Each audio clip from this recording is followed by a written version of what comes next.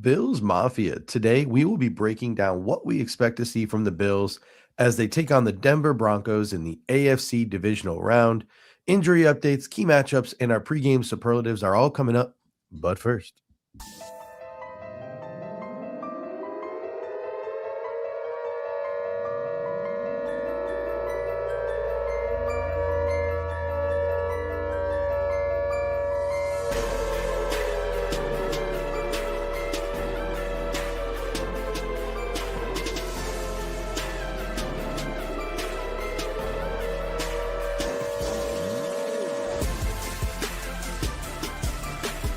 Welcome to the Air Raid Hour, a Cover One Network podcast. Here are your hosts, Judge Mathis and Tilt Money. ladies and gentlemen, welcome into the Air Raid Hour. My name is Steve Mathis. You can find me on X at The Bills Guys, joined as always by my co-host Dave Tilton. You can find him on Twitter. I'm always going to use both names. X first, Twitter second, at Tilt Money.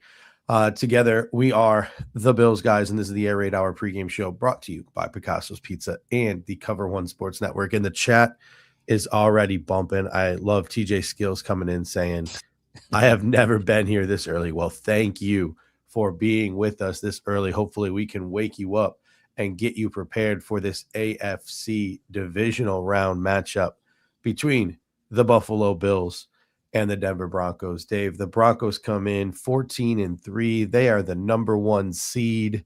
Obviously, there's that mile-high narrative about their supposed home field advantage.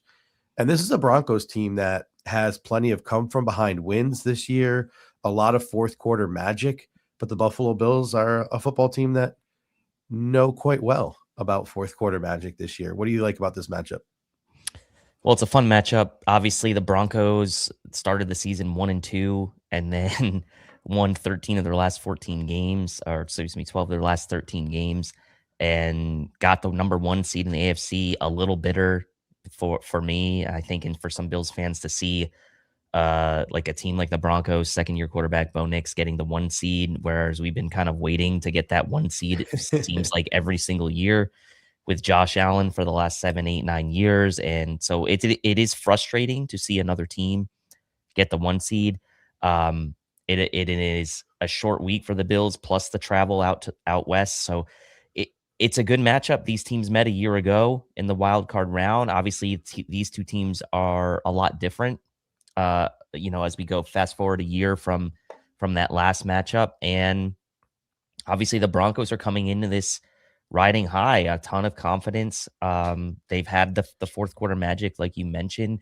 They've been in what I'll call like their new Chiefs of this year with all those one score game wins that the Chiefs were known for a couple years back. The Broncos have been in a ton of those one score games this year and have won essentially all of them since week 4. And so it is a big game, and the Bills, the line shifted. They're now underdogs in this game. And I think that's fair. I think this Broncos team is a better team than the Jags team the Bills played a week ago. And we'll have that debate today. But this is a tough task for the Bills coming into to Denver today. And I don't know if people really remember too much about the specifics of that wild card game last year, because yes, the Buffalo Bills kind of won that game running away, but it is a completely different football game if Ty Johnson doesn't make that incredible catch in the end zone.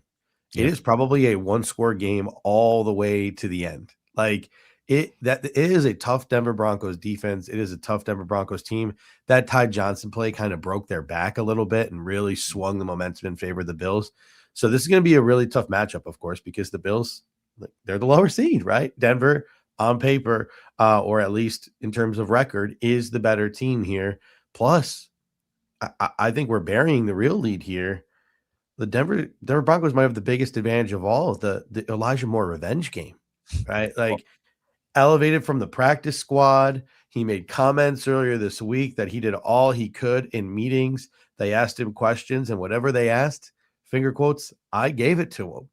So we got an Elijah Moore revenge game this week. Well, and then lurking quietly, the old man, Matt Prater revenge game for the Bills. So, hey, that mile high air, his kick's going to go a little bit further today. So maybe that old man's going to have a little extra on those kicks today for Matt Prater.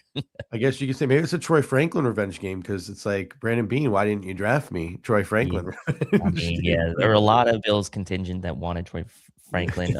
John Helmkamp at the time, part of Cover One at the time during our draft coverage, was maybe the biggest Troy Franklin stan of them all. And it was nice, as a fan of Troy Franklin, it was nice to see him kind of blossom a bit this year. Yeah, he had a rough start to his rookie season, but he has really put it together since then to become a quality sort of niche receiver in that rotation. Taking a look at some of the big picture stuff from this game. Obviously, the game is being broadcast on CBS. Love Jim Nantz. Love Tracy Wolfson. I'm a little over Tony. I got some Tony Romo fatigue. I don't know about you, but yeah, for sure. I got some Tony Romo fatigue. I wish somebody else might be doing color on that game, but the weather is in the mid 30s, 50% cloud coverage, 10 to 15 mile an hour winds, no precipitation.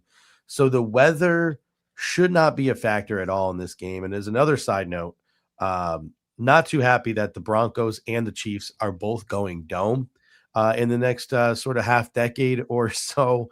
So the entire AFC West is going to be domes, stadiums. Starting in, I think, like 2030 and beyond. So that's unfortunate. Another unfortunate side note. But injury-wise, the Broncos, not so much. Obviously, Luke Wattenberg, their center, has been on IR since the end of the season. That's a tough one for them. Drew Sanders, the linebacker, is out. Lucas Kroll, the tight end, is out. But, like, this is the Broncos injury list this week. This is the Bills injury list this week. So working our way through it. Tyrell Shavers and Gabriel Davis going to IR, both with torn ACLs. Super unfortunate for the Bills. Maxwell Hairston and Jordan Poyer continue to be out.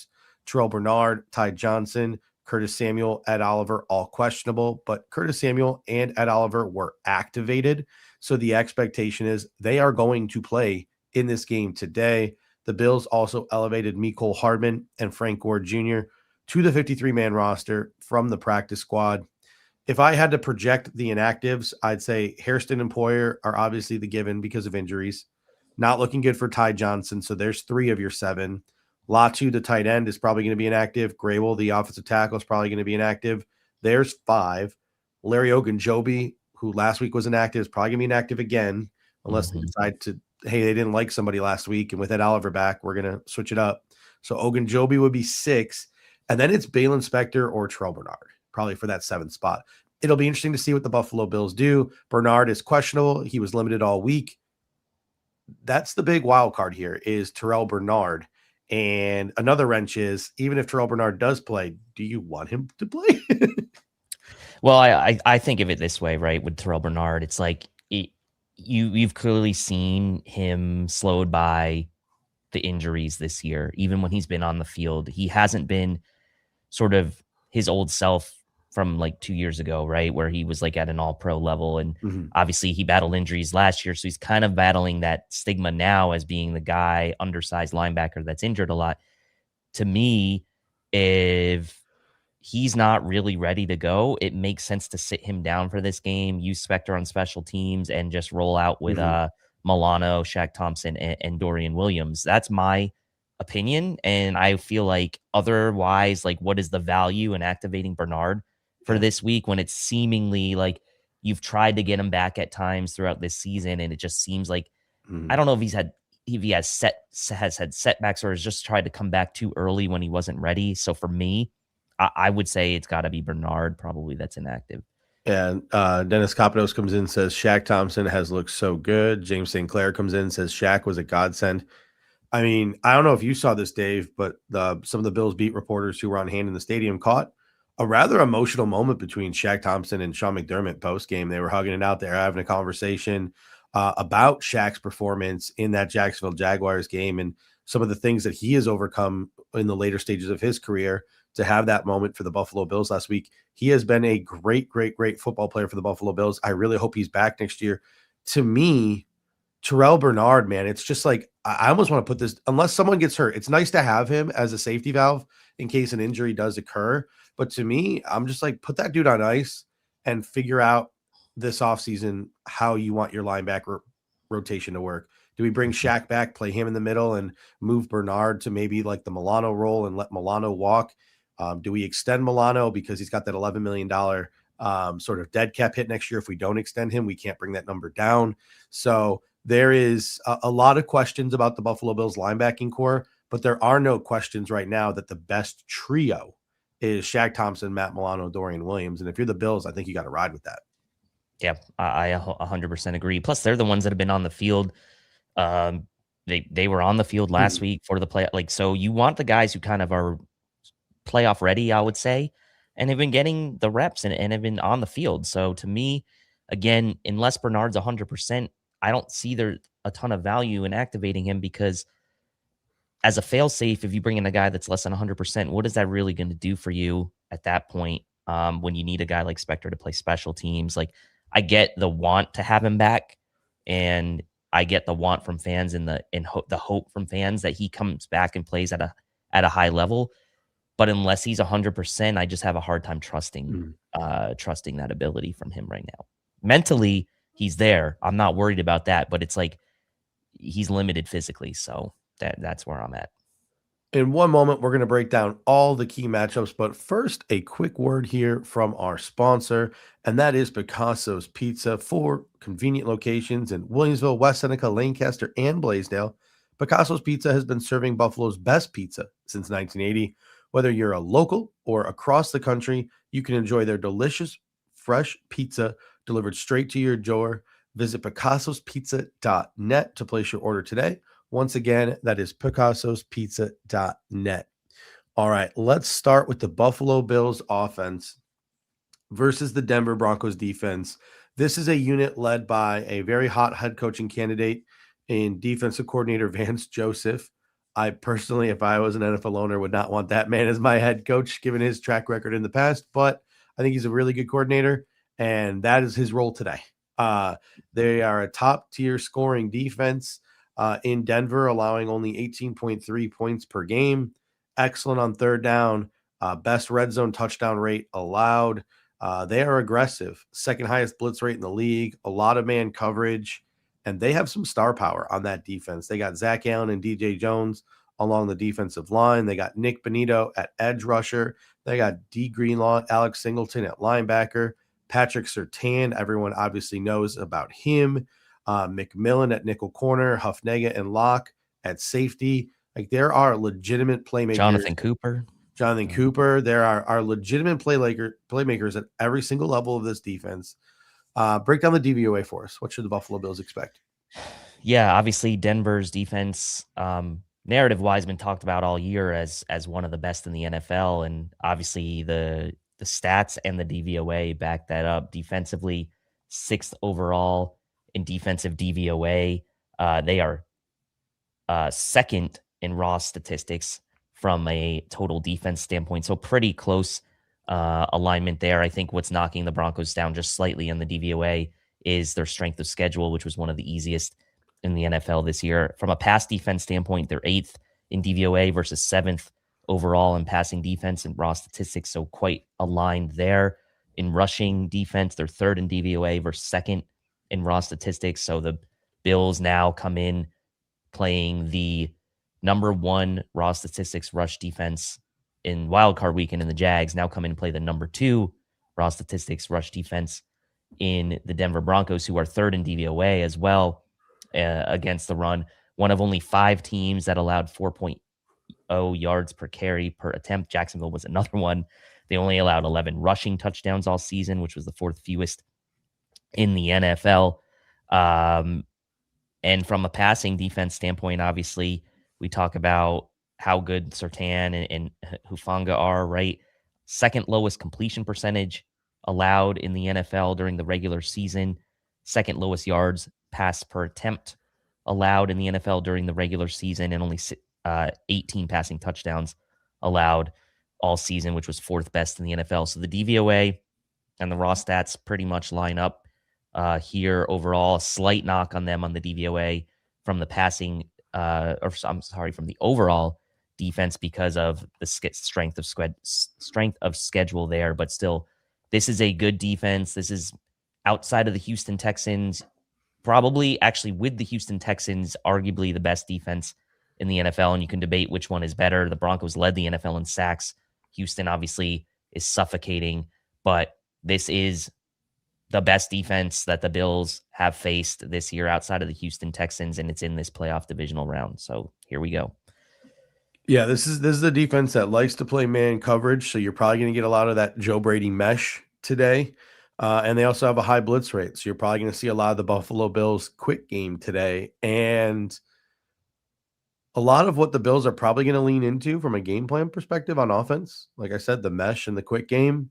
Lots of Bills fans do not like that. Like that's some of their beef with Joe Brady. So that's going to be interesting to see how fans react over the course of the game. If that is in fact the game plan, whether that game plan is in fact effective or not. And the Ty Johnson injury sticks out like a sore thumb when I look at this matchup because he is the pass protector. He is a guy that Josh Allen looks to on third down. He is a guy who is a big part of the quick passing game. So that Ty Johnson injury, I think, really stings. It does sting. I mean, look, we went into the game last week saying like, hey, at least I said like, and a lot of people, right? James Cook needs to keep this team on schedule. Ty Johnson being the guy to kind of like be that third down back for them. Also had that great game against Denver in the playoffs last year. So you'd like to think maybe there's a little bit of momentum that can carry over into this week. But the Denver Broncos are second against running backs as receivers out of the backfield from a DVOA perspective. So it's going to be tough, I think, anyway, whether it's James Cook or Ty Johnson. But yeah, a lot's going to fall now on James Cook in this game. And as we saw last week with Ty Johnson out, he was the only running back to get a carry in the game against Jacksonville. We didn't see Ray Davis. Obviously, he got banged up a bit in that game. And we didn't obviously see Frank Gore Jr. get a carry. But yeah, a lot will be on James Cook's shoulders today from that standpoint. Got El Timba coming into the super chat. He said, missed you guys. Appreciate you. Go Bills. Thank you, Alton, but we appreciate you, and we are glad to be back. Happy to be back here. Continuing on with this conversation a little bit, sort of about the high blitz rate of the Denver Broncos. Warren Sharp had an interesting tweet that he posted yesterday that stuck out to me. I'm just going to read it here. He says, the Broncos have the number 2 highest blitz rate in the NFL, but they must stop blitzing Josh Allen if they want to win. 2024 and 2023, Josh Allen versus Denver blitzed 0.43 EPA per dropback, 84 completion percentage. No blitz, minus 10 EPA per dropback, 58 completion percentage.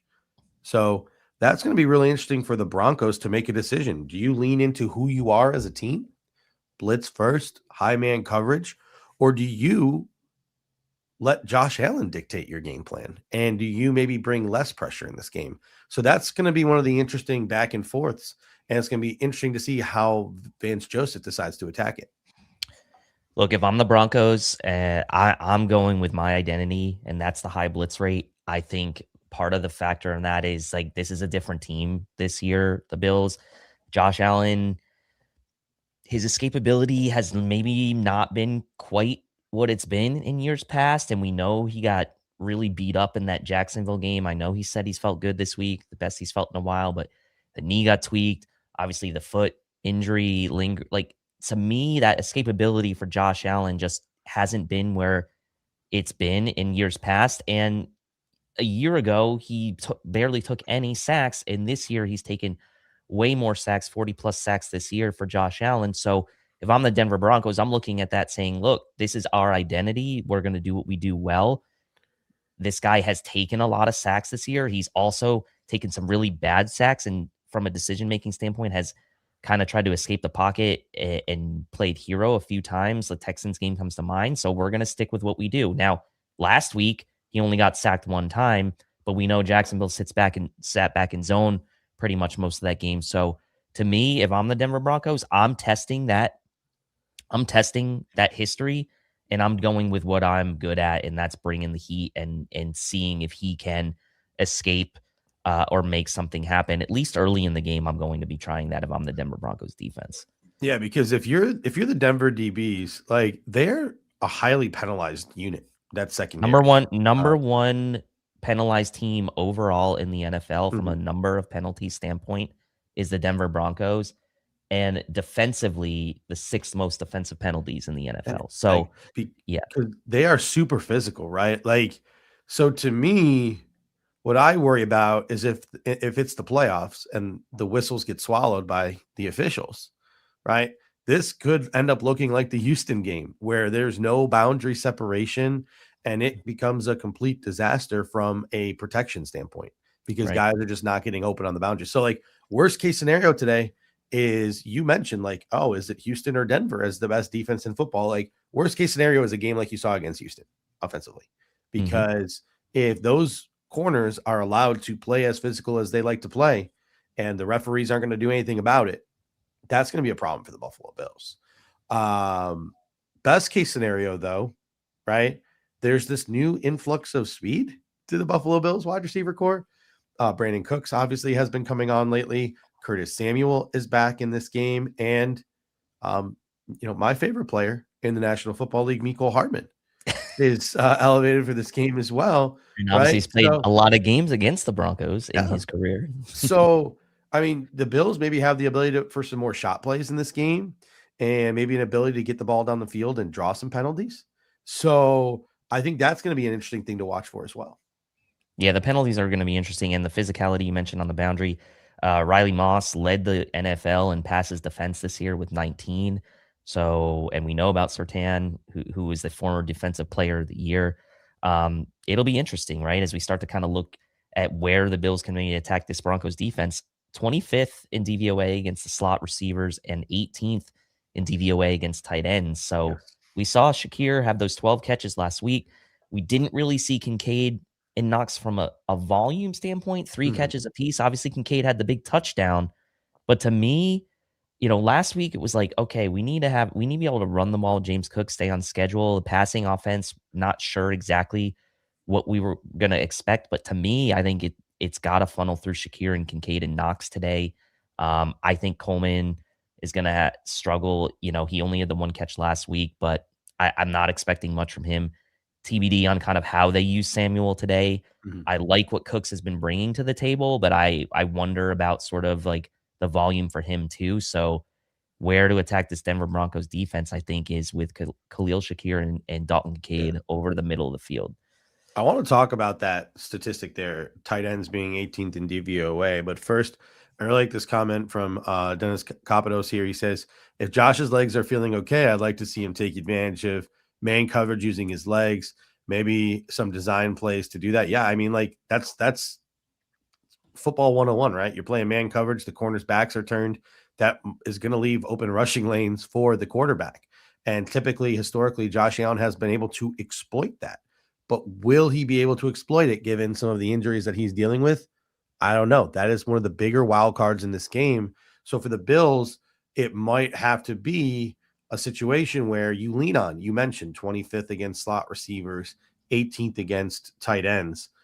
I think this has got to be a Dalton Kincaid game. I think you got to get him matched up on these safeties. I think that is really what you want to exploit. I understand he's a low volume but high efficiency guy, but man, would I love to see the end of the game Dalton Kincaid targeted like 10 times. That would be, to me, a really good way to make some plays against this Denver Broncos defense.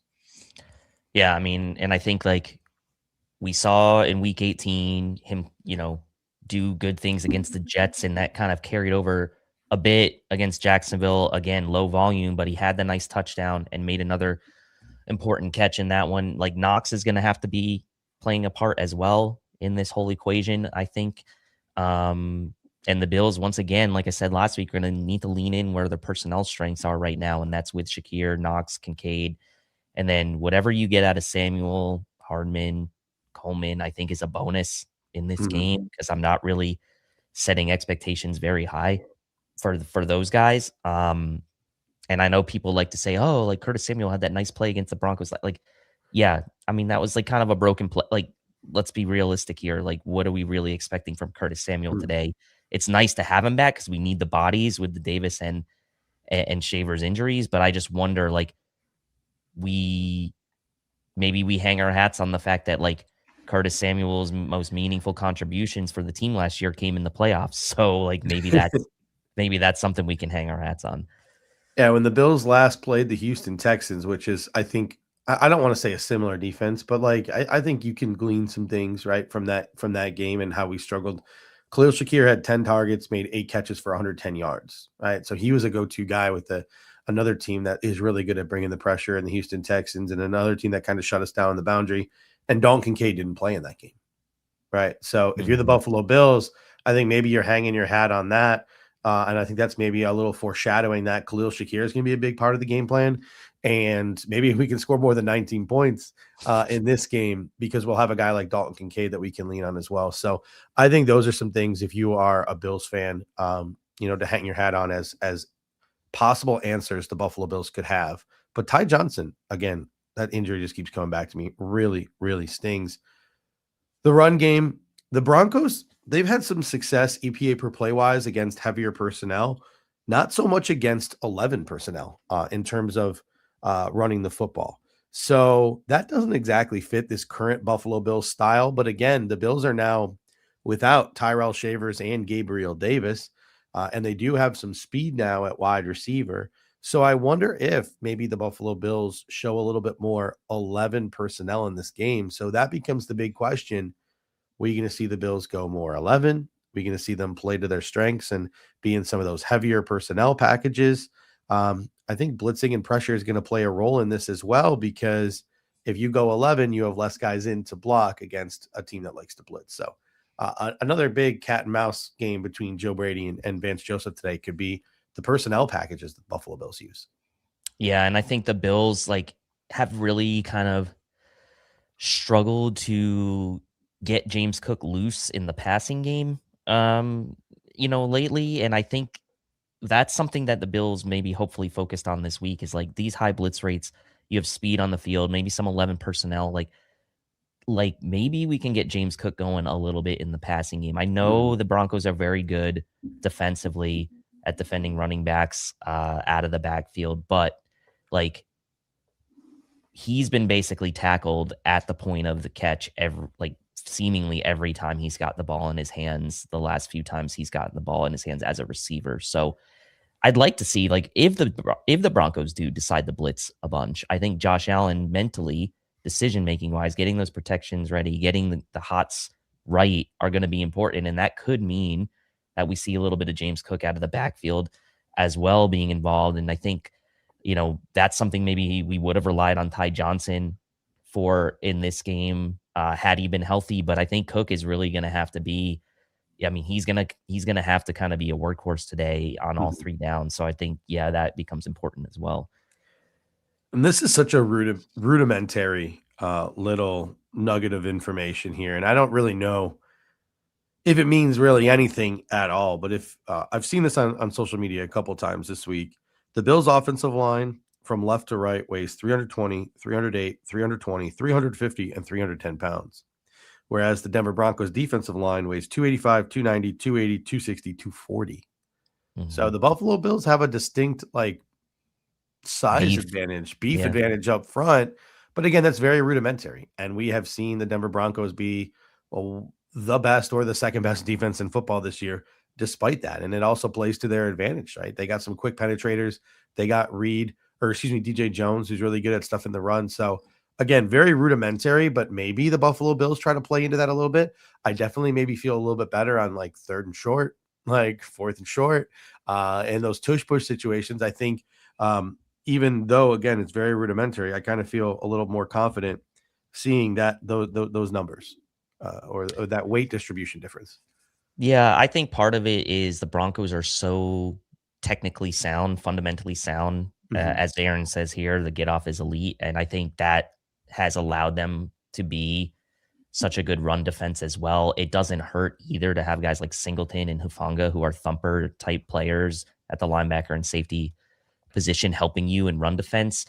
And again, it's different teams this year, but we saw the Bills against a similar personnel last year in the playoff game, able to run the ball really effectively. Now they had Ty Johnson as well in that game, but there is a glimmer of hope here that the Bills can, again, look, it's strength on strength, number one rushing offense statistically, number two rushing offense from a DVOA standpoint in the Bills going up against this really top tier Broncos run defense. It is strength on strength, right? And again, if the Bills want to stay on schedule, they want to convert third downs. Broncos, one of the best third down defenses in the league. I think James Cook's going to have to average more than 3.1 yards per carry today, which was what he averaged last week against the Jacksonville Jaguars. So I'd like to see that number above 4 today, hopefully, if you're the Bills. And I'd like to see the Bills kind of be a little bit less predictable as well when running the ball. I think they were a little bit better about that against Jacksonville, and they stayed committed against Jacksonville, giving James Cook the 15 carries, even though it was inefficient. So I think James Cook at least 15 carries again today. I'd like to see him honestly over 20 carries today if that was possible, and see if the Bills can move those guys around a bit and kind of like play to their strength a bit and kind of wear those guys out. All right, let's transition now from the Buffalo Bills offense to the Buffalo Bills defense versus this Denver Broncos offense. Their head coach is their play caller, and that is Sean Payton. Their offense averages 23.6 points per game, which is middle of the pack, but they are top 10 in efficiency, or right around 10 in efficiency. They're 10th in EPA per play. Quarterback by Bo Nix. It's obviously been difficult for them having J.K. Dobbins out. They're a little bit smaller at running back now with R.J. Harvey and Jaleel McLaughlin. At wide receiver, they got Cortland Sutton at the X. They got Troy Franklin. They got Marvin Mims, who brings that deep speed. Both bring that deep speed. Mims is a yak threat. Ingram in that joker role at tight end, and then just a really good offensive line, left to right, Bowles, Powers, Forsyth, Meneers, and McGlinchey. Wattenberg, like I mentioned at the top of the show, has been out. He's on IR. He's their starting center. So maybe the Buffalo Bills look to exploit Forsyth a little bit, and we can have that conversation. But Dave, first break down the DVOA of this Denver Broncos offense. Yeah, you don't necessarily think of the Denver Broncos offense as being elite. They're 14th overall in DVOA offense, 14th in the past, 19th in rushing. So 14th overall in DVOA versus 10th in raw stats. So again, I think the DVOA is showing here that they're getting knocked down a bit based on their strength of schedule being the second easiest, playing some easier opponents. Not too much though, right? Going from 10th to 14th. Passing offense wise, 14th in passing offense DVOA versus 11th in raw statistics. So pretty close there.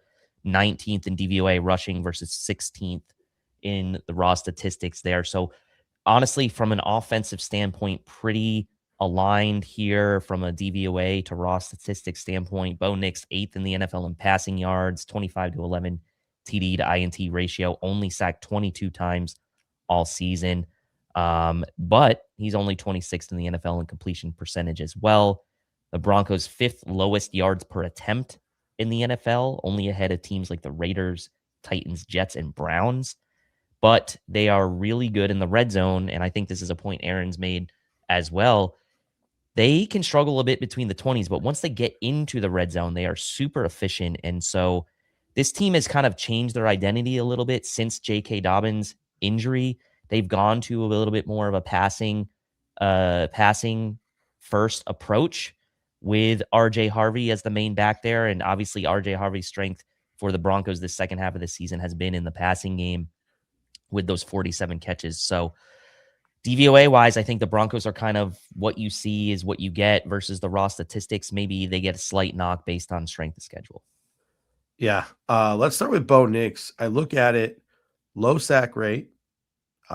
His numbers do slip with pressure. Duh.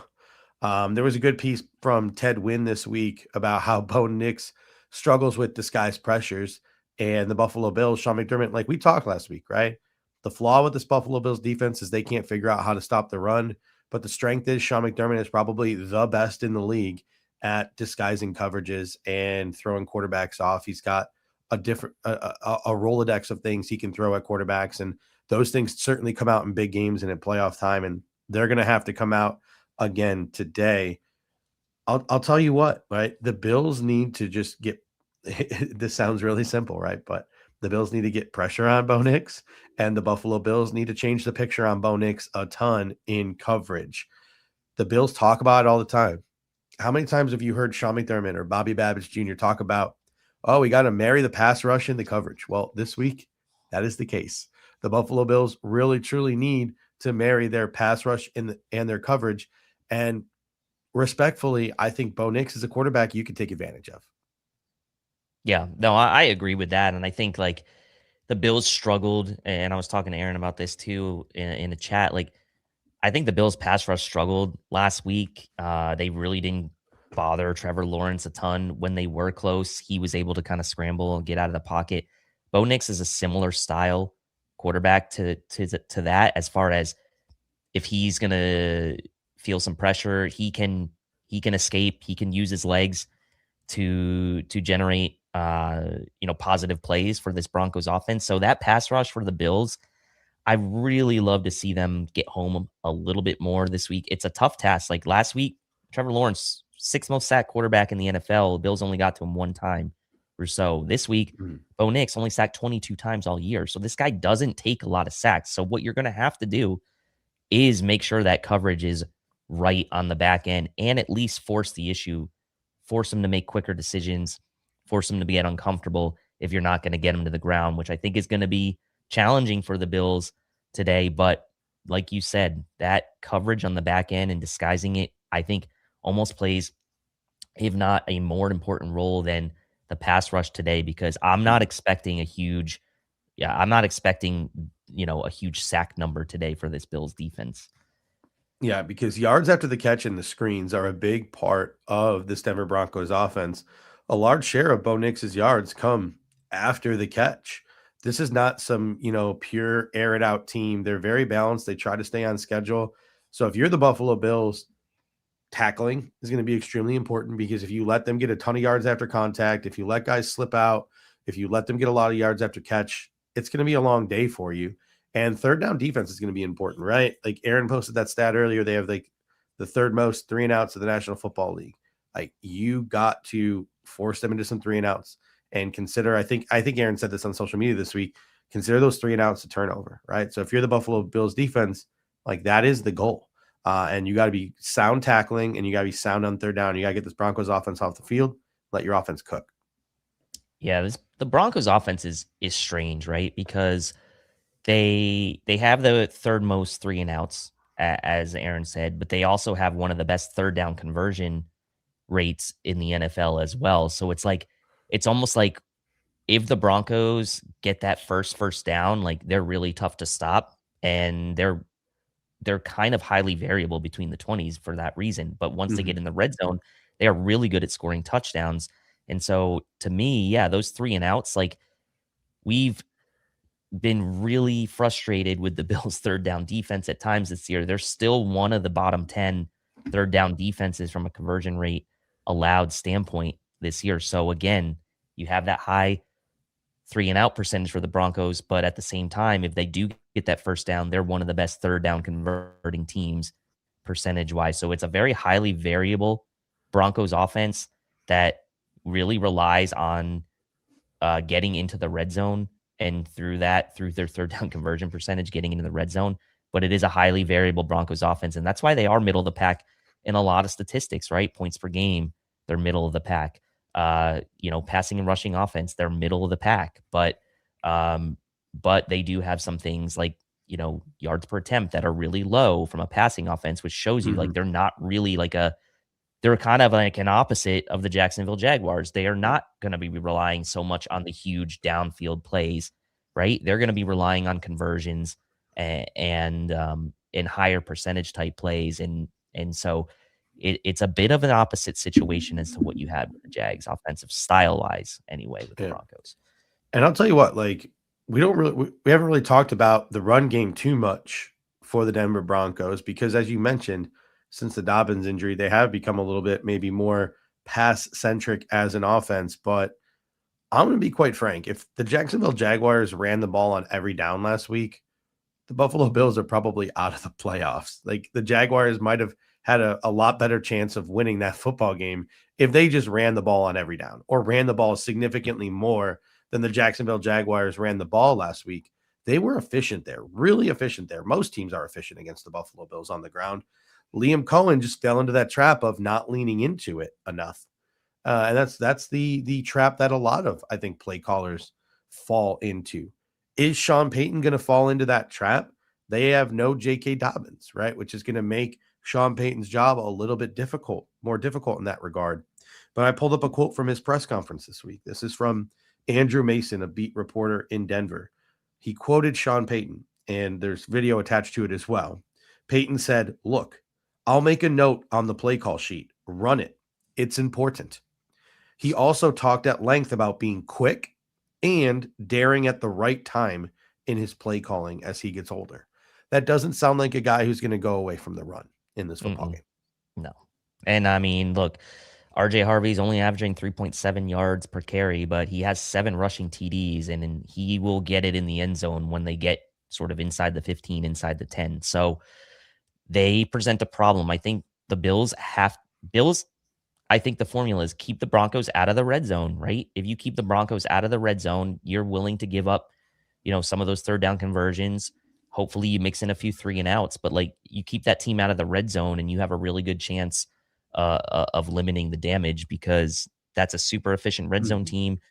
They're going to run the ball in the red zone as well, whether it's Bo Nix with his legs or with RJ Harvey. And RJ Harvey, even though efficiency-wise hasn't been great running the ball, he's still a great dynamic player, right? So he can rip one off if you give him the opportunity. And the Bills did look like they were willing to give McLaughlin can too. Jaleel, he's explosive too, right? He has speed. So they need to watch out for him. They'll probably mix him in a bit. But we saw the Jags be, like you said, super efficient last week in the run game. And I think a guy like Harvey, right, if he can get momentum in the running game with as good as he is in the passing game as well, he could be a problem for the Bills in this game. Some Bills specific notes. We've already talked at length about Bernard and Shaq at the top of the show, so I'll cut that one out even though it's in my notes here. So let's go to who's starting at the safety position opposite Cole Bishop. Obviously, it's not going to be Damar Hamlin, who was not elevated from injured reserve. So it's going to be Cam Lewis, Jordan Hancock, or Darnell Savage. Who do you think is going to be starting at safety opposite Cole Bishop? It was Hancock when Poyer left with an injury last week. It makes me kind of queasy to think about any of these options. I mean, I'd probably say Hancock again just because he played last week, but I think it's gonna be Cam Lewis. Yeah, I could see that. I could see that too. More experience for Cam Lewis. Has played in, some bigger game. He's played in playoff games, so I could see that. Yeah, I'll say Hancock, but I'm not gonna be shocked if it's Cam Lewis. I think it'd be Cam Lewis, but the answer maybe it should be Darnell Savage, because like Darnell Savage is the one of these 3 guys who's been there, done that, right? Like, has he been there, done that for the Buffalo Bills, and has he been here very long? No, but I think he's been here long enough. So maybe the answer should be Darnell Savage here, but I think it'll be Cam Lewis. You think it'll be Jordan Hancock? It'll be interesting because, as Aaron Quinn points out, and a lot of people have pointed out this week, whoever it is, they're going to be tested. Yes, yeah, I think that's. As he said, with Franklin and Sutton, the Broncos don't take a lot of deep shots, right? But as you alluded to with that Sean Payton quote, if Hancock's out there or if Cam Lewis is out there, like Franklin can beat you down the field. Like Sutton is a big-bodied guy who at the point of catch is like kind of what we would hope Keon Coleman could be, right? So it's like he can hurt you as well. You got Marvin Mims who can be running the deep shots from the slot as well. I know. And Franklin scored that big deep touchdown on the Bills early in the playoff game last year, like the first drive of the game. Was that over Taylor Rapp? Was that over Taylor Rapp? Yeah, it might have been. I never want to see that man play football for the Buffalo Bills again. I'm sorry. All right. What do we think Ed Oliver's impact is going to be? Ed Oliver expected to be active for this game. My expectation is he is going to be very limited in his action, like 10 to 15 snaps. What are you thinking for Ed Oliver and what impact he could possibly have in this game? Low snaps, 15 snaps sounds about right. Doesn't mean he can't have an impact, but I am not really to me, Ed Oliver gets a pass this game. Like I'm not putting unreasonable expectations on Ed Oliver to be like a game changer today. Although I'd love for him to make a great player too. I'm not personally putting that on him. I think it's unfair to do that, but it is nice to have him back. And I think if Sean McDermott uses him in the right spots with those limited snaps, he could make an impact. But I'm not, I'm not expecting him to be that guy that like took Lamar Jackson out, in week 1. So yeah, that's me. On special teams, it's Matt Prater versus Will Lutz. So both good kickers, solid kickers. Matt Prater revenge game, as you mentioned at the top of the show. He was the Broncos kicker from 2007 to 2014.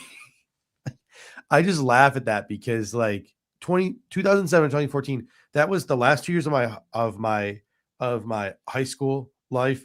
That was my 4 years of undergrad, and that was my 2 years of grad school. Like that was my entire like young adult life is Matt Prater's career in the with the Denver Broncos. Then he went on to have another huge stint with the Detroit Lions, then another huge stint with the Arizona Cardinals. Mm-hmm. Like the man is timeless as Mm-hmm. he's now kicking for the Buffalo Bills here in 2025. I saw that. I had to look up how many years he played for the Broncos, and I went to look at it, and I just saw that number, and I was just like, gosh darn, like come on now. They have a rookie punter in Jeremy Crenshaw, who's already really good. So they have a solid punter as well. Man, it'd be great if the Bills could just find a really good punter at some point. Everyone else seems to be able to. Marvin Mims, he's an impactful return man, especially on punts. So Denver is sound on special teams. It's going to be interesting. Can Ray Davis or Mecole Hardman make a play today, like some kind of game-changing play?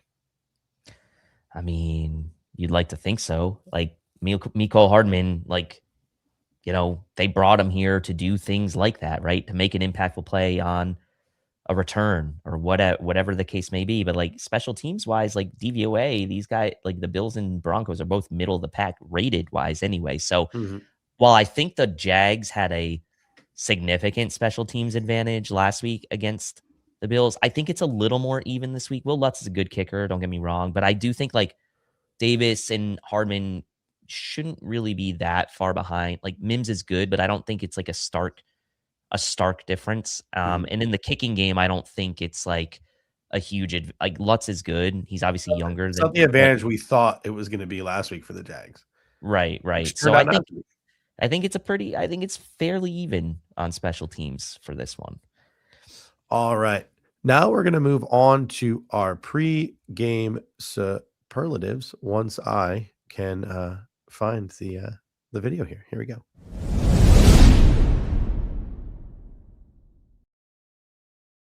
All right, time now for and I am just not doing well as a producer here, switching now the tag on the bottom here. We're on now to our pre-game superlatives. As always, every week, we like to have a little fun to close out the show and give some pre-game superlatives. We're going to start, as always, with our Take Me Higher player of the game.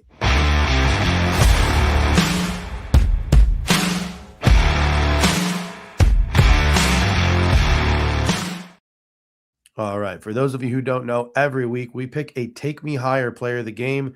This is a player not named Josh Allen and an upper echelon Bills player, right? That needs to step up and have a big game in order for the Buffalo Bills to win. Dave, I'll start with you. Who is your Take Me Higher player of the game? I've used this guy probably like 80 to 90% of the time for this year, which it's kind of boring, but it's like, I think true. And for me, it's James Cook today. That's my Take Me Higher player. I know we talk about Shakir and Kincaid a lot and their impact in the passing game, but for me, I think it's got to be James Cook today. I think there could be something to this sort of, beef versus like lightweight type of style, at least personnel that the Broncos have that hasn't stopped them from being a great run defense. But I think James Cook, like, look, everything's kind of stacked saying the statistics are against you, right? DVOA wise, Broncos good against the run. DVOA wise, Broncos good against running backs out of the backfield. You only averaged 3.1 yards per carry last week, but you did get the ball 15 times on the ground last week. I want to see James Cook get the ball 20 plus times in this game. And I want to see the Bills show, hey, in a situation where it's strength on strength, our strength can win. And in that case, this is the running game for the Buffalo Bills and James Cook. So I need James Cook 20 plus carries today to be the take me higher player. In the comment section, a lot of people agree, saying James Cook. Some other people saying Dalton Kincaid. Jessica Tennis coming in saying Gregory Rousseau on defense as well. A lot of good choices there in the comment section. I'm going to go with Dalton Kincaid. Broncos play a ton of man coverage, and he's our man beater. You mentioned earlier in the show, 18th in DVOA versus tight end. I think you got to get Dalton Kincaid lined up on those linebackers, on those safeties. I think this is the Buffalo Bills' biggest advantage today. Again, I understand that he's not a high volume guy. He's not a guy. He's more efficient than volume. But dude, what I love at the end of the game, Dalton Kincaid was targeted 10 times. I would love to hear that. Mm-hmm. I'd love to see that in the box score, like something of that nature. And if he was only targeted 4 times, I really hope he catches all 4 of those for 100 yards and a touchdown. So Dalton Kincaid is my take me higher player of the game. On now to our wild card player of the game. And I am just really struggling with our videos today. Always on the wrong part of the StreamYard here.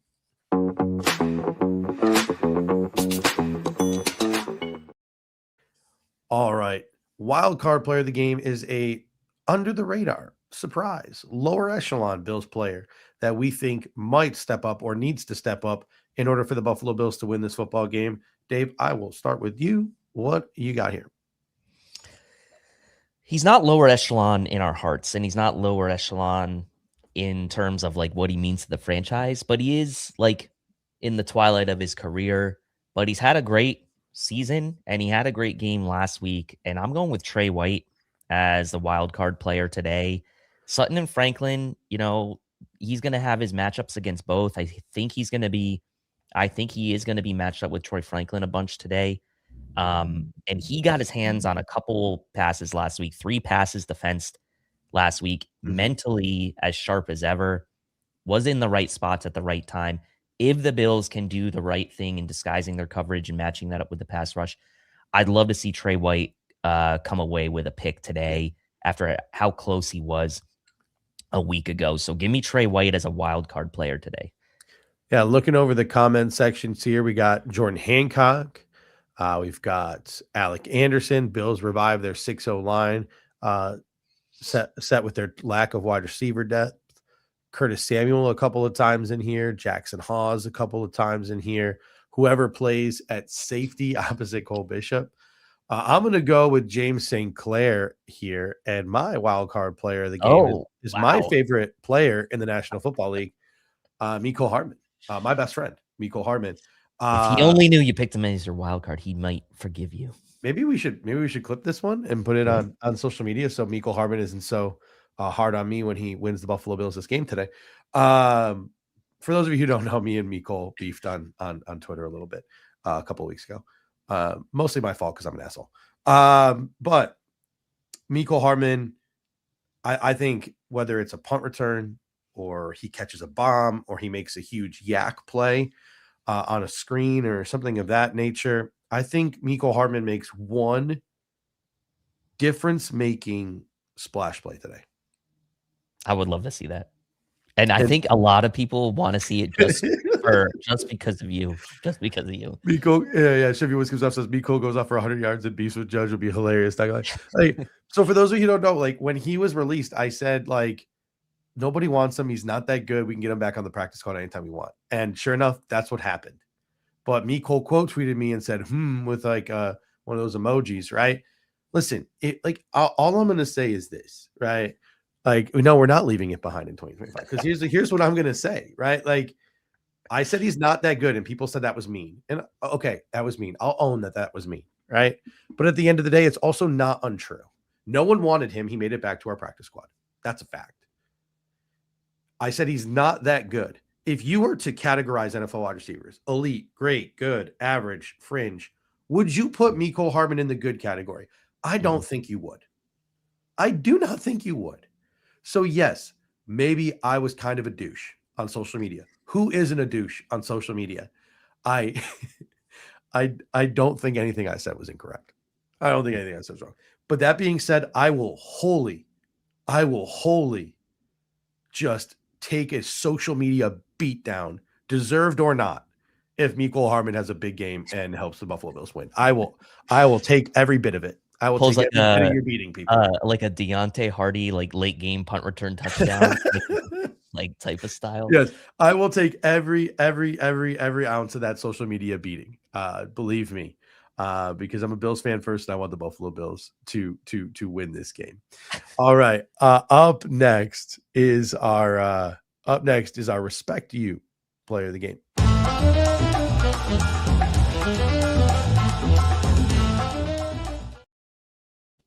All right. As always, our Respect You player of the game, we pick one, and it's very difficult for us because I personally like to pick like 5 guys here.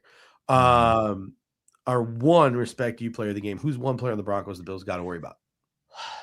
This guy gives me nightmares. We liked him in the pre-draft process a couple years back, and he's just been an absolute stud for this team. And so for me, it's Nick Bonito. Like, you got to respect Nick Bonito. You got to know where he is at all times. Like, you were worried maybe a little bit about the Jags pass rush last week. You better be worried about this Broncos pass rush this week, who led the NFL with 68 sacks. By the way, 5th most all time in a season, tied for 5th most all time in a season, 68 sacks from a team. Nick Bonito, to me, is the guy you have to respect. 14 sacks this year, 14 tackles for losses, 28 quarterback hits, and is also, by the way, a threat to just snatch the ball out of the air, Christian Benford style against the Bengals. If your quarterback makes one of those kind of how do you do throws out to the flat, which we know the Bills love to do to Khalil Shakir. So I'm going to say this right now. You better be careful throwing those wide receiver screens today to Khalil Shakir, because Nick Bonito, he's going to be all over that too. So don't just think of it as like a pass rush situation, getting to Josh Allen, which is going to be a problem, but also reading those screens, like things we've seen AJ Epinesa do, getting his hands up. Like, you got to respect that. So for me, it's hands down Nick Bonito. Man, I still think back to those conversations we had about Nick Bonito in the pre-draft process too, because that was the year he came out, was the year the Bills signed Von Miller. And I just remember me and you were like, yes, we can talk about these like bendy edge rushers now. Like the Bills went against archetype. Like, maybe they will do so again. And we started to be able to have some conversations about him and some other guys. I know you were a big fan of like D'Angelo Malone a couple of years ago. Like, we could finally start having conversations about those guys. They weren't like off the table. So we've loved Nick Bonito for a long time, and he is living up to the hype in the National Football League. Very good player. I've seen DJ Jones mentioned in the comment section. That's an underrated one. Zach Allen, that dude's a beast. I have no idea how the Arizona Cardinals, who are outside this window here, right? And I'm in Phoenix, Arizona. I have no idea how they let that man walk out the door. Cortland Sutton is obviously a guy who has made big plays against the Buffalo Bills of all teams in the past as well. So a lot of good choices here. I'm going to go with the obvious one that I don't think I've seen anyone mention in the comment section, and that's Patrick Surtain, the number one wide receiver eraser. I guess, I've seen this on social media a couple of times this week. I don't know who it's from, but I guess people were saying, well, this was Brandon Beane's plan all along, right? He's playing 4D chess. That if Patrick Surtain is the number one wide receiver eraser, then you don't need the Buffalo Bills don't have a number one wide receiver. So joke's on you, Denver. I think Aaron said it first, but I know. A lot of people, I know. Aaron's in the comments. I was waiting for him to come. That was me trying to trigger Aaron a little bit. Okay. So for those of you who don't know, that was what Aaron said on social media this week, and a couple of people have copy and pasted that. So I was just trying to get under Aaron's skin a little bit there. So that's my Respect You player of the game, Patrick Surtain. He's really good at football. I don't think anything else needs to be said. I don't think any data needs to be read. I think he's just really good at football, and we should just respect it. All right. Up next is our pregame hot take.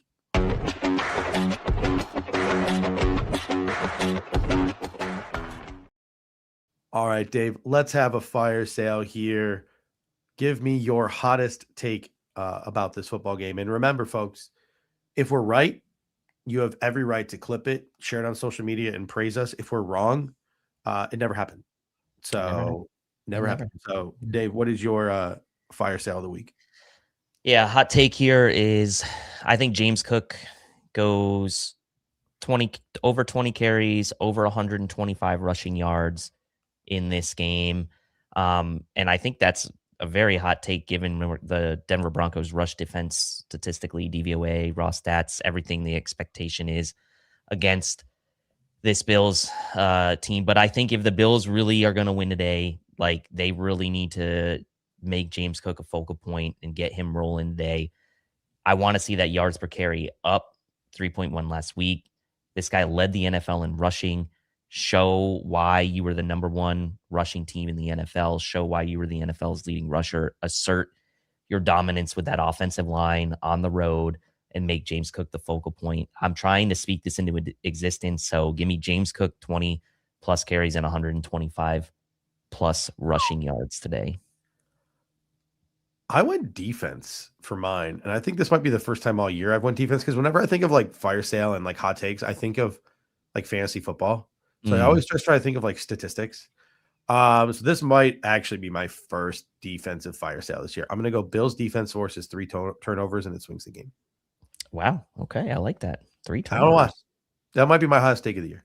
I will say this. The Denver Broncos, for as good as they've been defensively, they were -3 turnover differential this year. They did not take the ball away a ton. So I think if the Bills win that turnover battle, like we should expect that the Bills have a good chance to win the turnover battle, given that. So yeah. We got Jackson Hawes anytime touchdown coming in the chat here.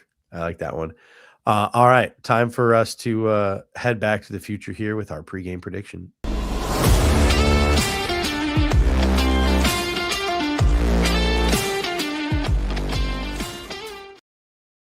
All right, Dave, take us back to the future. Paint a picture for us. How does this game play out today?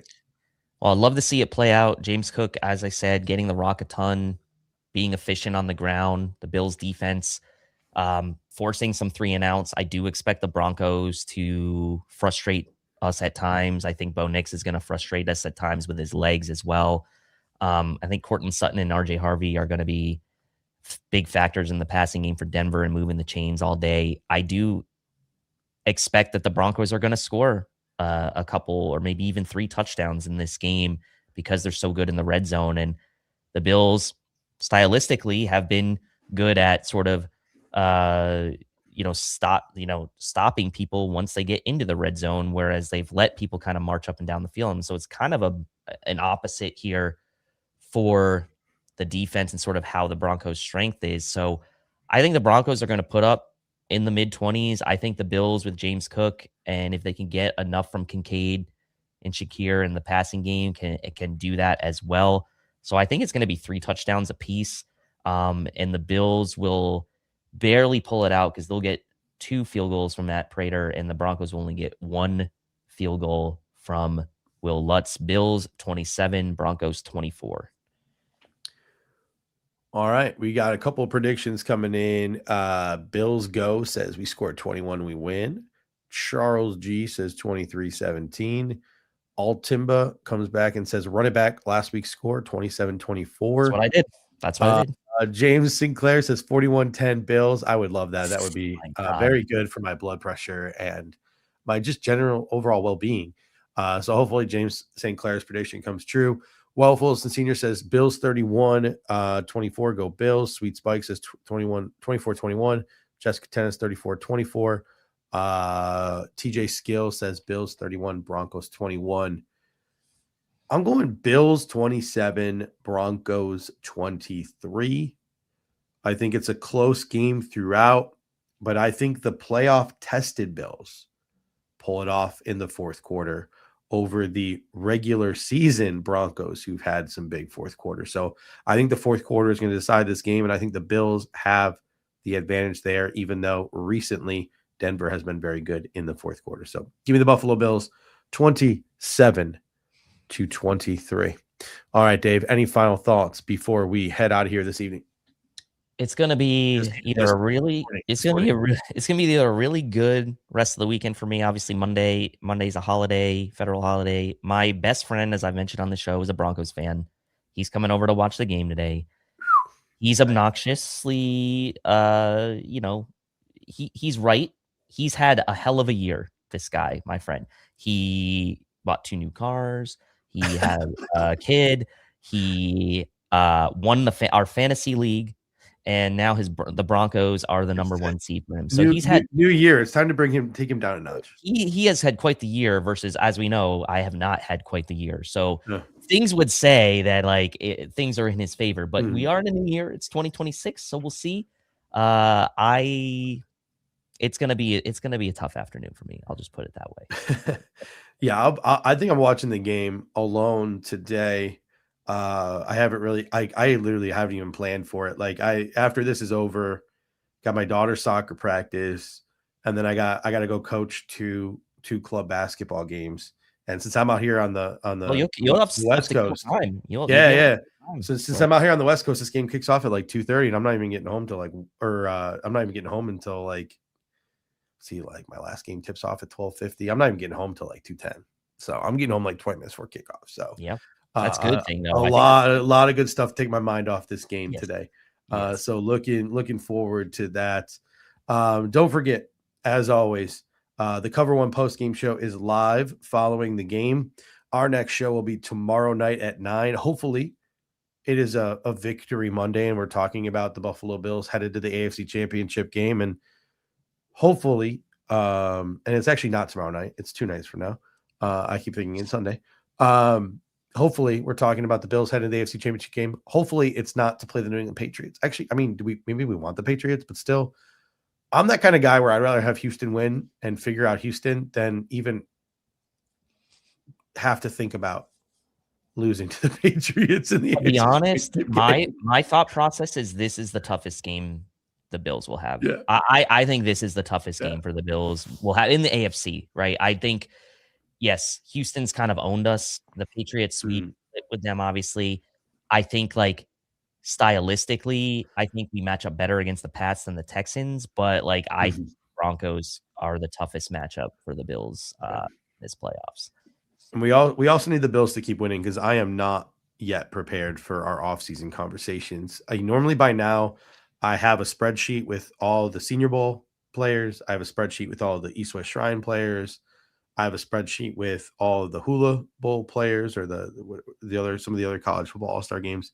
And then when the combine list comes out, and all the underclassmen, I have a spreadsheet of all the underclassmen. And then when the combine list comes out, I highlight all those names, so you know exactly sort of who the NFL views in a high regard.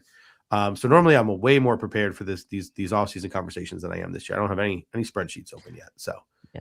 And for me, like, I did the summer scouting thing, so I kind of got you're a little good. bit of I mean on a like certain position groups, but like I only did like 10 players from each, so it's like it's a good start though. It's a good start. All right. So like I said, our next show is Monday nights at 9 p.m. If you're looking to support this show, and someone said, how do you like this group of safeties? There's a lot of good safeties. We're going to be having a lot of safety conversations this offseason, by the way. Some really, really good ones.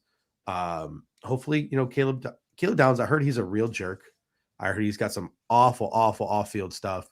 I think Caleb Downs should drop to wherever the Buffalo Bills draft. That's what I think about that it. But sense. It's a really good safety group, and we're going to have a lot of sense. And the safety group at the Senior Bowl is outrageous. So we're going to have some fun talks about that safety group at the Senior Bowl. And the Bills need, I think, we've seen the impact Jordan Poyer has made. We need to find Cole Bishop a running mate and recreate that thing we had with Poyer and Hyde. So I agree. And Sonny Styles I literally had Sonny Styles earmarked to the Bills since like 2023. And maybe not 2023, maybe 2024. Like he's a Bills player. Like he's a Bills guy, but now he's probably a top 10 pick or top 15 pick. So no more Sonny Styles. But if you're looking to support this show and have sicko conversations about Senior Bowl prospects and Shrine Bowl prospects coming up when the season ends, and talking pregame and talking postgame and just having a fluid conversation like we do every week, if you're looking to support that, right, and you think that other people might enjoy it, there's a couple of ways you can support us. Number one, smash that like button. It's the easiest thing you can do. Really helps us with the algorithm. We do not like these clickbaity titles and things like that. We've tried it. It makes us feel sick and dead inside. We don't like to do it, so we don't do it. But unfortunately, in today's society, without that clickbait headline, it's very, very hard to get the type of views and the type of like algorithm love that we would obviously like. So smashing that like button helps us a lot.